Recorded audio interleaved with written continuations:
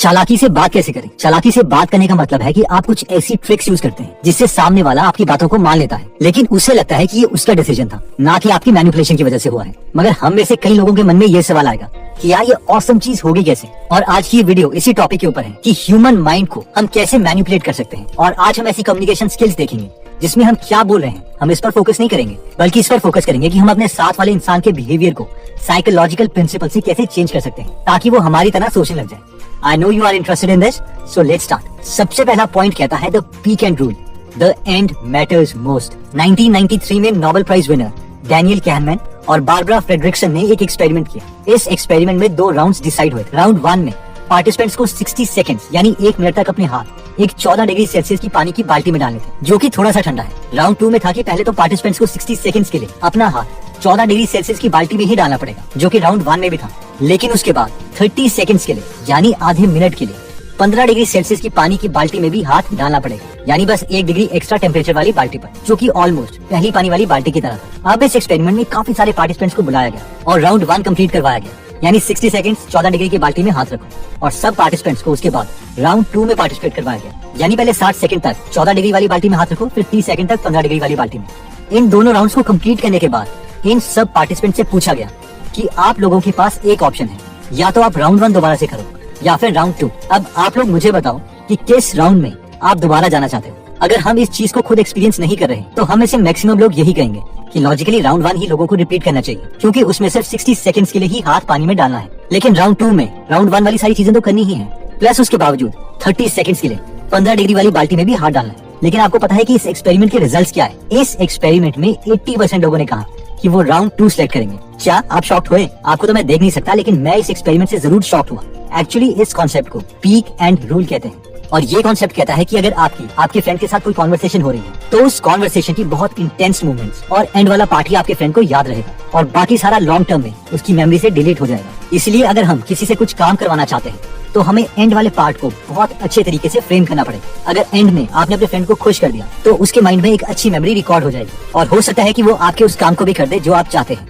Next principle कहता है loss aversion. अभी थोड़े दिनों पहले एक फ्रेंड मेरे पास आया और वो भी एक रीडर था, तो वो मेरी बुक कलेक्शन देखने लग गया। उस बुक कलेक्शन में उसने डैनियल कहनमैन की बुक देखी, थिंकिंग फास्ट एंड स्लो, और मुझसे पूछा कि बुक कैसी है। मैंने उससे कहा कि ये मेरी फेवरेट बुक्स में से एक है। तो उसने बोला तूने ये बुक पढ़ ली है? तो मैंने कहा हाँ, ये मैं कंप्लीट बुक पढ़ चुका हूँ। तो इस पर वो बोला ठीक है, मैं ये बुक ले जाता हूँ, लेकिन मैं इसे वापस नहीं करूंगा। अगर तुझे बुक वापस चाहिए तो इसे मैं खुद खरीद लूंगा। और जैसे ही उसने ये वर्डिंग बोले कि मैं बुक वापस नहीं करूंगा, मेरे लिए उस बुक की परसीव्ड वैल्यू बहुत बढ़ गई और मुझे लगा कि यार ये तो बहुत ही अच्छी बुक थी, मुझे तो इसे एक और बार पढ़ना चाहिए था, एंड सो ऑन। और जब मेरा फ्रेंड ये बुक लेके चला गया तो उसके बाद मैंने दोबारा से अमेज़न से बुक मंगवा ली।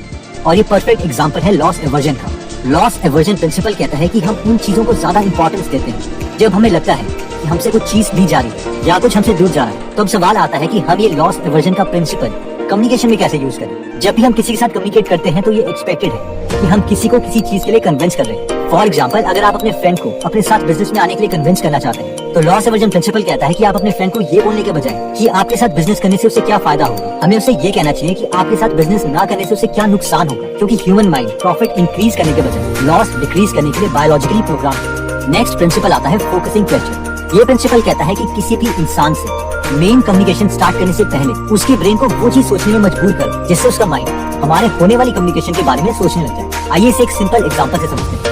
बॉलकम और एंडरसन नाम के 2 साइंटिस्ट ने एक साइकोलॉजिकल एक्सपेरिमेंट। वो एक शॉपिंग मॉल में गए और एक एक करके लोगों को रोक के उनसे कहने लगे क्या आपके पास कुछ टाइम है, क्या आप हमारे कुछ सवालों का जवाब दे सकते हैं। जब ये सवाल बहुत से लोगों से पूछा गया तो सिर्फ 29% लोगों ने हाँ किया और इन साइंटिस्ट के सवालों का जवाब दिया। लेकिन इसके बाद इन साइंटिस्ट ने इस कम्युनिकेशन में एक बहुत ही इंटरेस्टिंग कॉन्सेप्ट ऐड कर दिया, जो कि था फोकसिंग क्वेश्चन। अब इस दोनों साइंटिस्ट ने लोगों को रोक के पहले एक सवाल पूछा कि आप खुद को एक हेल्पफुल पर्सन मानते हैं, और ऑलमोस्ट सबने हाँ बोला। और इसके बाद इन दोनों साइंटिस्ट ने दोबारा से शॉपिंग मॉल में आए हुए लोगों से वही सवाल पूछा अगर आपके पास कुछ टाइम है तो क्या आप हमारे कुछ सवालों का जवाब दे सकते हैं। और ये फोकसिंग क्वेश्चन ऐड करने से अपना बिजी स्केड्यूल होने के बावजूद 77.3% लोगों ने साइंटिस्ट को जवाब दिया। I mean 29% से नंबर जंप होकर 77.3% हो गया। और ये इसलिए हुआ क्योंकि जब लोगों ने खुद को एक हेल्पफुल इंसान माना और क्योंकि अभी वो हेल्पफुल वाले माइंडसेट फ्रेम में थे, इसलिए उन्होंने साइंटिस्ट को उनके क्वेश्चन का आंसर देने के लिए हाँ कर दिया। इसलिए अगर हम जब भी किसी से कम्युनिकेशन कर रहे हैं तो सीधा किसी से फेवर मांगने से बेटर है कि हम पहले उस इंसान से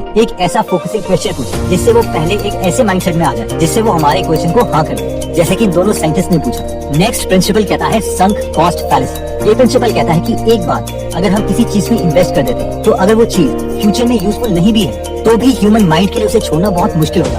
फॉर एग्जाम्पल मान लीजिए कि आपने मूवी टिकट ली थी 500 रुपीज और सोचा था कि इस संडे में काम नहीं करूंगा बल्कि मूवी देखूंगा। बाद में संडे को आपको पता चलता है कि जो नई मूवी की टिकट आपने बुक करवाई उसके रिव्यूज ठीक नहीं थे और वो फ्लॉप मूवी। साथ में मूवी टाइमिंग के दौरान आपकी एक इंपॉर्टेंट मीटिंग भी आ जाती है एक ऐसे दोस्त के साथ जो आपको एक बिजनेस प्लान समझाना चाहता है और वो आपके लिए काफी वैल्यूएबल भी हो सकता है। अब इस चीज के बावजूद कि मूवी फ्लॉप है, साथ में उसी टाइम को हम किसी चीज की जगह यूज भी कर सकते हैं। हम इसे मैक्सिमम लोग फिर भी उस फ्लॉप मूवी को देखने जाएंगे क्योंकि उसमें हमने पैसे इन्वेस्ट कर दिए और इसे ही संक कॉस्ट फैलेसी बोलते हैं। बिजनेसेस में ये बहुत ही कॉमन है। For example Flipkart, investors Flipkart में बहुत से पैसे इन्वेस्ट कर चुके थे लेकिन कंपनी प्रॉफिटेबल नहीं हो रही थी। इसके बावजूद इन्वेस्टर्स उसमें पैसे इन्वेस्ट करते हैं क्योंकि कोई भी खुद को लोगों की नजरों में बेवकूफ साबित नहीं करना चाहता। बट इवेंचुअली वॉलमार्ट ने फ्लिपकार्ट को खरीद लिया $60 बिलियन और सबने राहत की सांस ली।